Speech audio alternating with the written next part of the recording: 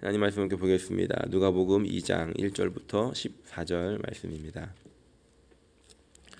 누가복음 2장 1절부터 14절 말씀 목소리로 봉독하겠습니다. 그때에 가이사 아구스도가 영을 내려 천하로 다 호적하라 하였으니 이 호적은 구레뇨가 수리아 총독이 되었을 때에 처음 한 것이라. 모든 사람이 호적하러 각각 고향으로 돌아가매 요셉도 다윗의 집 족속이므로 갈릴리 나사렛 동네에서 유대를 향하여 베들레헴이라 하는 다윗의 동네로 그 약혼한 마리아와 함께 호적하러 올라가니 마리아가 이미 잉태하였더라. 거기 있을 그때에 해산할 날이 차서 첫 아들을 낳아 강보에 싸서 구유에 뉘었으니 이는 여관에 있을 곳이 없음이러라. 그 지역의 목자들이 밤에 밖에서 자기 양떼를 지키더니 주의 사자가 곁에 서고 주의 영광이 그들을 두루 비추매 크게 무서워하는지라. 천사가 이르되 무서워하지 말라. 보라, 내가 온 백성에게 미칠 큰 기쁨의 좋은 소식을 너희에게 전하노라. 오늘 다윗의 동네에 너희를 위하여 구주가 나셨으니 곧 그리스도 주시니라. 너희가 가서 강보에 쌓여 구유에 누워 있는 아기를 보리니 이것이 너희에게 표적이니라 하더니 호련히 수많은 천군이 그 천사들과 함께 하나님을 찬송하여 이르되 지극히 높은 곳에서는 하나님께 영광이요 땅에서는 하나님이 기뻐하신 사람들 중에 평화로다 하니라. 아멘. 어제 종려주일을 시작으로 이번 주간을 우리가 고난 주간을 보내게 됩니다. 그리고 이제 금요일 성금요일이라고 하죠. 예수님께서 십자가에 못 박혀 돌아가신 날들을 다신 것을 우리가 기억하고 또 기념하는 그런 한 주간을 보내고 있습니다. 어제 말씀을 통해서 은혜 받으신 것처럼 예수님께서 예루살렘으로 입성하실 때 많은 사람들이 예수님을 열렬히 찬양하고 또 예수님을 기억했던 그런 종려주일이 시작이 됩니다. 오늘 말씀을 준비하면서 이런 고민을 했습니다. 뭐냐면 오늘부터 이제 고난 주간이 시작되는데 그 고난 주간, 특별히 오늘은 예루살렘에 입성하시고 또 성전에 들어가시는 그 장면을 말씀을 묵상을 함께 이 아침에 나눌 것인가, 아니면 지금 이제 제가 해오던 순서대로 오늘 누가복음 2장의 말씀을 나눌 것인가. 그런데 오늘 이 누가복음 2장의 말씀이 언제 많이 설교를 이렇게 들으시게 되냐면 딱 크리스마스 날 듣게 되는 설교입니다. 그래서 예수님이 탄생하시는 그 과정들, 또 그 구유에 누인 그 모습들을 우리가 크리스마스 날 이렇게 주로 설교를 듣게 되는데, 그러면서 이런 생각을 했습니다.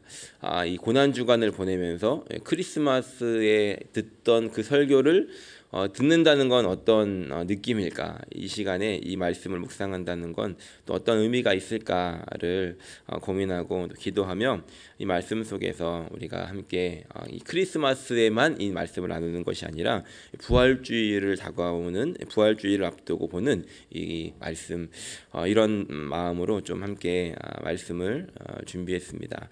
이 말씀은, 오늘 함께 나누는 말씀은 두 부분으로 나뉘어집니다. 앞부분은 이제 이 마리아와 요셉이 호적을 하기 위해서 베들레헴으로 가는 장면, 그리고 예수님이 이제 탄생하는 그 장면을 기록하고 있고, 이후에 읽은 두 번째 부분은 이제 그 예수님께서 탄생하신 소식을 목자들에게 천사들이 알려주는 그런 내용으로 기록이 되어 있습니다. 먼저 2장 1절을 보면 그때 배경을 이렇게 설명하고 있는데, 그때에 가이사 아구스도가 영을 내려 천하로 다 호적하라 하였으니 라고 기록합니다. 이 가이사 아구스도는 이 로마의 첫 번째 황제로 칭호를 받았던 이 옥타비아누스라고 하는 사람입니다. 이 사람은 이 로마의 식민지, 모든 이 식민지에다가 이 호적을 하라고, 다시 말하면 인원수를 이제 파악하라고 명을 내리게 됩니다. 여러 가지 이유가 있었겠지만 군사력을 파악하고 자신이 황제가 되었기 때문에 세금을 걷어들일 것을 이제 조사하기 위해서 이렇게 호적을 명하는데, 그 당시는 지금처럼 이렇게 시스템이 잘 되어 있지도 않았고 또 그 호적을 하기 위해서는 여러 가지 절차들이 있었습니다. 그 중에 하나는 자기가 태어났던 동네, 그리고 자기의 우리가 이제 본적이라고 말하죠. 아버지의 고향, 그러니까 자신이 그 조상에 따라서 그 지역으로 가서 거기서 이제 호적을 해야만 했습니다. 그런데 우리가 알다시피 그 당시에는 많은 사람들이 자신이 태어났던 고향에도 살고 있었지만 또 여기저기 디아스포라로 흩어져서 살고 있었기도 했습니다. 어떤 이유였는지는 모르지만 이 다윗의 집 족속, 유대 민족이었던 유대 족속이었던 요셉도 그 예루살렘 지역, 이 베들레헴 지역에서 살은 것이 아니라 갈릴리 지역으로 와서 나사릿이라는 동네에 살고 있었습니다. 그러니까 한참 위쪽에 살고 있었는데 이 명을 받았기 때문에 이제 그 호적을 하기 위해서 자신의 고향으로 베들레헴으로 가게 됩니다. 그리고 공식적으로는 정혼을 한 상태였기 때문에 이 마리아도 같이 가서 또 그곳에서 이제 호적을 하기 위해 함께 가는 장면을 우리가 볼 수 있습니다. 이곳에 이제 갔을 때 이런 이유들로 인해서 그 호적을 하는 그 일로 인해서 많은 사람들이 그 베들레헴 지역에 와 있었습니다. 그러니까 고향을 떠나 있었던 사람들도 그 고향에 다 돌아오게 된 것이죠. 그러다 보니까 많은 사람들이 그 지역에 모였고 또 그로 인해서 숙소가 모자라고 하는 일들이 이제 발생하게 되었습니다. 7절 말씀을 보면 이렇게 기록합니다. 첫 아들을 낳아 강보에 싸서 구유에 누였으니 이는 여관에 있을 곳이 없음이러라. 이 여관이라고 하는 이 단어의 원래 뜻은 우리가 머무는 어떤 그런 숙소의 개념이라기보다는 그 숙소보다도 그런 여관보다도 질이 더 떨어지는 그러니까 헛간 같은 그런 것을 의미하는 단어입니다. 그래서 우리가 이제 크리스마스 날 성극을 하다 보면은 이제 그 마국간에서 예수님이 이제 태어나고 또 이제 그 구유에 예수님이 누이는 장면이 있지 않습니까?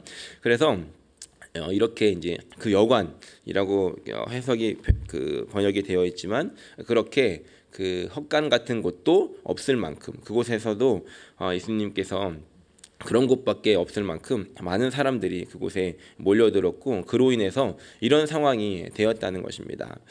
예수님이 태어나셨을 때 어떻게 보면 우리들은 이렇게 생각할 수 있습니다. 예수님께서 오셨으면 뭔가 더 좋은 대접을 받고 또 좋은 곳에서 편안하게 태어나셨어야 하는데 왜 하필 이때 이 야구 수도가 이런 명을 내려서 이 베들레헴까지 이 나사렛으로부터 힘들게 여행을 가야 했는가? 그리고 또 그곳에서 도착해서도 좋은 곳이 아니라 이렇게 힘든 곳에서 태어나고 또 아무도 축복받지 못하는 그런 모습 속에 태어나야 했는가라고 우리가 생각해 볼 수 있는 것이죠. 그런데 여기서 우리가 한 가지 알 수 있는 것은 일단 베들레헴에서 예수님이 태어나셔야 하는 이 구약의 말씀이 있었기 때문에 베들레헴으로 가셔야 했고 또 예수님께서 태어나셨을 때 우리가 소위 말하는 금수저로 이 땅에 태어나신 것이 아니라 어떻게 보면 가장 그 비참한 모습, 누가 자기 아이를 태어나서 그런 곳에서 아이를 태어나게 하고 또 이런 곳에 누이고 싶겠습니까? 아무리 깨끗하게 닦았다 할지라도 이 동물의 냄새가 나는 그곳에서 예수님이 태어날 때 이 마리아의 마음은 이런 곳에서 내 아들을, 그것도 성령으로 잉태된 하나님의 아들이라 칭함을 받는 이 아들을 여기에 눕혀야 하는가라는 여러 가지 고민들이 있었을 것이고 내가 나중에 이 아이에게 이 탄생을 어떻게 이야기해 줘야 되는가 이런 고민들이 있지 않았겠습니까? 하지만 우리가 이것을 통해서 알 수 있는 것은 예수님께서 이 땅에 오셨을 때 그렇게 가장 낮은 자의 모습으로 오심으로 말미암아 이 모든 사람들을 위로할 수 있는 그런 시작을 하셨다는 것입니다.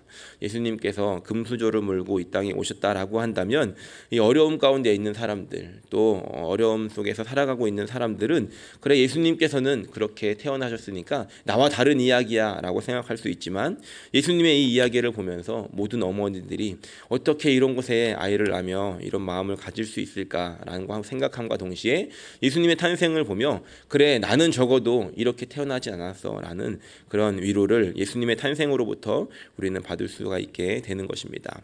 그리고 예수님께서 그렇게 탄생하게 되었을 때 이제 그 예수님의 탄생 소식이 목자들에게 알려집니다. 우리가 이제 크리스마스 날 이제 뭐 이렇게 많은 선곡들을 보면 예수님이 이제 마구간에 있고 등장하는 그 인물들이 꼭 있죠. 빠지지 않는 게 이제 동방박사 이렇게 뭐 들고 오죠. 그리고 목자들 이렇게 교회 성가대 가운 이렇게 두르고 오지 않습니까?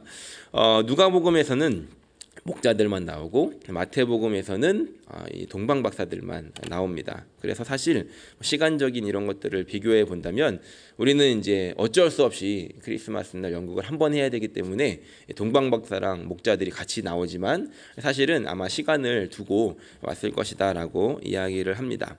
어찌되었든 이 누가복음은 누가는 누가복음을 쓸 때 조금 더 그런 가난한 자들, 어려운 자들에게 초점을 맞췄고 그랬기 때문에 어찌 보면 이 목자들을 먼저 등장시키는 것 같습니다. 그리고 우리가 이 시간적인 것들을 잘 따져본다면 예수님이 탄생하셨을 때 가장 먼저 누가 예수님을 축하하러 갔을까? 동방박사들이냐 목자들이냐라고 따져본다면 아마도 목자들이 먼저 그 예수님께 가게 되었다는 것을 우리가 알 수가 있는 것입니다. 이 목자들에게 이런 소식이 들렸던 이유가 무엇이었을까를 생각해 보려고 합니다. 8절 말씀을 보니까 이렇게 기록합니다. 그 지역의 목자들이 밤에 밖에서 자기 양떼를 지키더니 주의 사자가 곁에 서고 주의 영광이 그들을 두루 비추매 크게 무서워하는지라. 목자들은 그렇다면 왜 그 밤에 밖에서 양을 치고 있었을까요?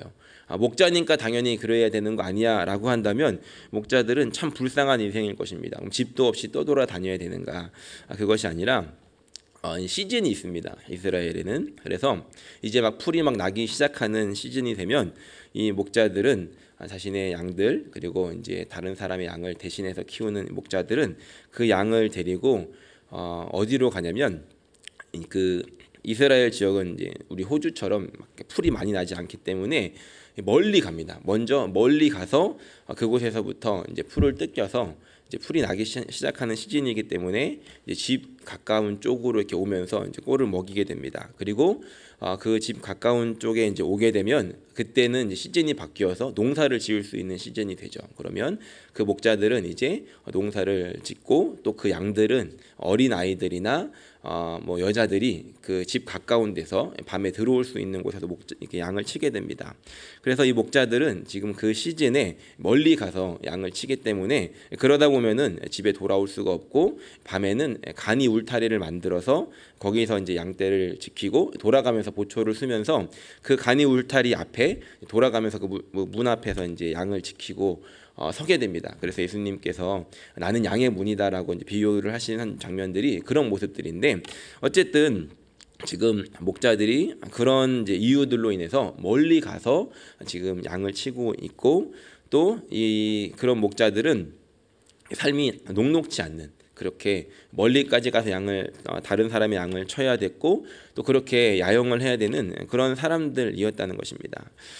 그러면 우리가 이런 질문을 다시 던질 수 있죠. 이렇게 이런 사람들에게 예수님의 탄생을 천사들이 왔다라고 한다면 왜 굳이 목자들이었는가? 분명히 거기는 목자들뿐만이 아니라 또 뭐 여러 가지 가난한 사람들이 있었을 것인데 왜 목자들이었겠는가? 학자들은 여러 가지 이야기들을 합니다. 그런데 저는 이 말씀 안에서 좀 답을 찾으려고 합니다. 천사가 그 목자들을 찾아왔을 때 목자들이 얼마나 당황했겠습니까? 그 밤에 저게 귀신인지 천사인지 듣도 보도 못한 일들이 일어납니다. 그래서 목자들은 두려워했고 9절에 보면 크게 무서워했다라고 합니다. 그리고 10절 말씀을 보면 천사들이 이렇게 이야기합니다. 천사가 이르되 무서워하지 말라. 보라 내가 온 백성에게 미칠 큰 기쁨의 좋은 소식을 너희에게 전하노라. 오늘 다윗의 동네에 너희를 위하여 구주가 나셨으니 곧 그리스도 주시니라. 우리가 이 말씀 안에서만 답을 찾고자 한다면 예수님께서 탄생하셨고 그 예수님의 탄생의 소식, 이 큰 기쁨의 좋은 소식을 너희에게 전한다라고 하면서 너희를 위해서 구주가 나셨고 그가 바로 그리스도 주시니라라고 하면서 그 당시의 사람들이 누구나 자신들이 기다렸다라고 했던 그 메시아가 지금 태어났다는 소식을 듣게 됩니다. 이 목자들뿐만이 아니라 그곳에 있었던 그 당시 살았던 모든 유대인들은 메시아를 기다렸습니다. 누구 하나 메시아를 기다리지 않은 사람이 없었다는 것이죠. 그런데 이 모든 사람들이 그 메시아를 기다렸지만 가장 먼저 그 소식을 들은 사람은 이 목자들이었다는 것입니다. 우리가 그것을 통해서 알 수 있는 것은 그 다른 어떤 사람들보다 누가 가장 많이 이 메시아의 탄생 소식을 기다렸겠는가 하는 것입니다. 제가 둘째 아이가 태어날 때 저는 호주에 있었고 둘째를 낳을 때 입덧이 심해서 와이프는 한국에 있었습니다. 그래서 임신하고 얼마 안 돼서 한국에 갔고 저는 이제 호주에서 있었고 그러면서 둘째 아이가 태어날 때 저는 이제 아예 태어나는 걸 이제 보지 못했거든요. 그러니까 궁금하지 않습니까? 언제 태어나려나? 얼마 안 있으면 저희도 이제 둘째 생일인데 제가 예전에 기록했던 글이 그 시간에서 이제 올라왔습니다. 그걸 보니까 아이가 예정일보다 이렇게 태어난다고 했던 날보다 이제 좀 늦게 나온 겁니다. 저는 이제 그 시간을 기다리면서 언제 나올까, 도대체 며칠 날 나올까 알 수 없지 않습니까? 한국에서는 이렇게 연락이 지금만큼은 더 자유롭지 않았으니까 전화를 했는데 막 연락도 되지도 않고, 그러니까 저는 저대로 여기서 막 기다리는 겁니다. 나왔을까 안 나왔을까, 장모님에게도 전화하고 부모님에게도 전화하고 이러면서 그 소식을 기다렸습니다. 그러면 저는 이제 아이가 저의 아이니까 가장 그 시간들을 기다리겠죠. 그러면 이제 와이프의 입장에서 아이가 태어났습니다. 아이가 태어났을 때 안타깝게 남편이 옆에 없었지만 이 와이프의 입장에서는 이 아이가 태어났다는 소식을 누구에게 가장 먼저 전하고 싶겠습니까? 예, 저에게 전하고 싶었겠죠. 아이가 태어나서 장모님, 물론 이제 힘이 없었기 때문에 장모님이 먼저 연락을 주셨지만 와이프가 정신을 차리고 또 저에게 가장 먼저 전화를 하고 사진을 보내줬습니다. 저도 가장 기다렸던 사람으로서 그 이야기를 듣고 싶었고 그 얘기를 듣게 되었다는 것이죠. 이 메시아가 탄생했던 것들은 모든 사람들이 기다렸을 것입니다. 그 아이가 태어날 때 저도 기다렸고 또 저의 친구들도 또 저희 부모님과 식구들, 친척들도 기다렸겠지만 가장 그 소식을 기다렸던 것이 저였고, 그렇기 때문에 와이프가 저에게 가장 먼저 소식을 알렸던 것처럼 그 당시에 그 날은 어떤 누구보다도 이 메시아 그리고 그분이 태어나셨다라고 하는 그 소식을 가장 많이 기다렸을 것이 바로 이 목자들이었다는 것입니다. 그렇기 때문에 천사들은 그 목자들에게 가장 먼저 그 소식을 듣기에 합당한 목자들에게 찾아가게 되었고, 그 목자들은 그 소식을 듣자마자 지체하지 않고 이제 그 예수님에게 찾아와서 예수님께 경배하고 또 예수님을 찬양하고 그 예수님의 탄생을 축하하는 모습을 우리가 보게 됩니다. 그리고 또 놀라운 장면은 그 예수님의 그 탄생을 축하하면서 13절 말씀을 보니까 호련히 수많은 천군이 그 천사들과 함께 하나님을 찬송하여 이르되 지극히 높은 곳에서는 하나님께 영광이요 땅에서는 하나님이 기뻐하신 사람들 중에 평화로다라고 천사들이 하나님을 찬양하고 있습니다. 참 재미있는 재미있는 장면인데요. 지금 예수님이 이제 태어났으면 이 천사들이 어디 가서 찬양을 해야 되겠습니까? 예수님이 태어나신 곳에 가서 거기서 찬양하고 거기서 이런 세레모니를 해야 되는데, 놀랍게도 지금 천사들이, 수많은 천사들이 찬양하고 있는 이 곳은 예수님이 태어나신 곳이 아니라 예수님이 태어나신 소식을 듣고 지금 축하받을 그 목자들에게 천사들이 나타나서 그곳에서 찬양하고 있다는 것이죠. 다시 말하면 그곳에서, 그 광야에서 아무도 알아주지 않는 그 밤에 그렇게 쓸쓸하게 그런 어려운 시간들을 보냈던 목자들이 지금 예수님의 탄생 소식을 듣고 그 광야가 예배당이 되어서 천사들과 함께 찬양하고 예배하고 있게 되더라는 것입니다. 우리가 이 말씀을 이제 이 고난주간을 시작하면서 예수님께서 예루살렘으로 입성하는 그 시간들과 함께 좀 연결을 시켜서 생각해 볼 수 있을 것 같습니다. 예수님께서 예루살렘으로 입성하게 될 때 수많은 사람들이 이 종려나무 가지를 흔들면서 예수님을 맞이하죠. 그러면서 호산나 다윗의 자손이여 이러면서 예수님의 입성을 막 찬양하고 열광을 하게 됩니다. 그런데 그 당시에 그곳을 열광했던 사람들 중에서 얼마나 많은 사람들이 정말로 그 예수님을 마음 깊이 축하하고 진심으로 예수님을 환영했겠습니까? 나중에 보게 되면 그 사람들은 다 떠나가고 예수님은 십자가에 박히실 때 아무도 남지 않은 쓸쓸한 상태로 혼자 십자가를 지시게 되더라는 것입니다. 오늘 이제 이 말씀을 좀 정리하면서 그 예수님의 오심을 기다렸던 가장 기다렸던 목자들에게 천사가 찾아가서 그 소식을 전했던 것처럼 그렇게 가장 많이 기다리는 사람들에게는 하나님께서 먼저 찾아가 은혜를 주신다는 것입니다. 그렇다면 이제 그 예수님의 십자가가 다가오는 이 여정 속에서 여러분들은 어떻게 이 고난 주간을 보내시겠습니까? 그 예수님의 십자가를 기다리고 그 예수님께서 하신 일들을 기다리고 그 시간에 더 큰 의미를 두었던 사람들에게 누구보다 먼저 하나님께서는 큰 은혜를 주실 것입니다.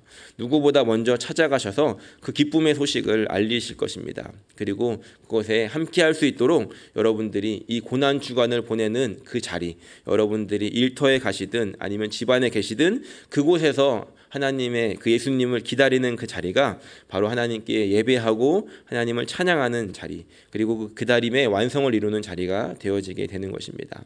바라기는 이 고난 주간을 보내시며 그네가 오늘 여러분들에게 있기를 소원하고 또 그 기다림 속에 응답하시는 하나님을 경험할 수 있게 되는 하나님의 은혜를 만날 수 있게 되는 저 여러분들이 되시기를 예수님의 이름으로 간절히 축원합니다.